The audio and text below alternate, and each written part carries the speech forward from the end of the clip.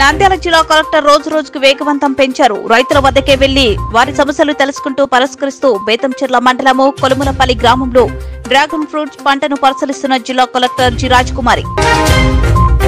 Nandyal municipality కార్యాలయంలో municipality షాపులను అధికారులు పోలీసుల సమక్షంలో వేలంపాట హోరాహోరీగా కొనసాగింది.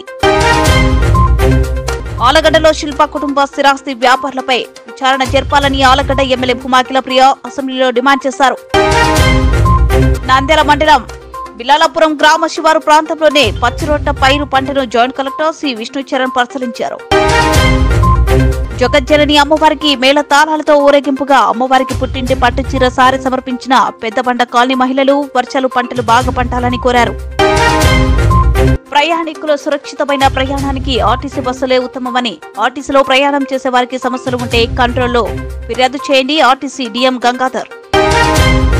బనగానపల్లె మండలంలోనే కాపులపల్లి గ్రామంలో మొహరం వేడుకలు 9వ రోజు కోడిపీర్ల పెద్ద సరిగెత్తు వేడుకలను రాత్రి పీర్ల స్వాములు నిర్వాహకులు ఘనంగా నిర్వహించారు. నంద్యాల డివైఎఫ్ఐ రాష్ట్ర స్థాయి శిక్షణ తరగతులను ఈ నెల 27, 28, 29, 30 తేదీలలో జయప్రదం చేయండి. రాష్ట్ర కార్యదర్శి జి రామన్న.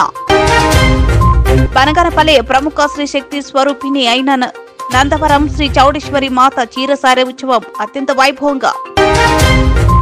నంద్యాల ఎరువులను అధిక ధరలకు విక్రయిస్తే చర్యలు తప్పవని జిల్లా వ్యవసాయ శాఖ అధికారి రాజశేఖర్.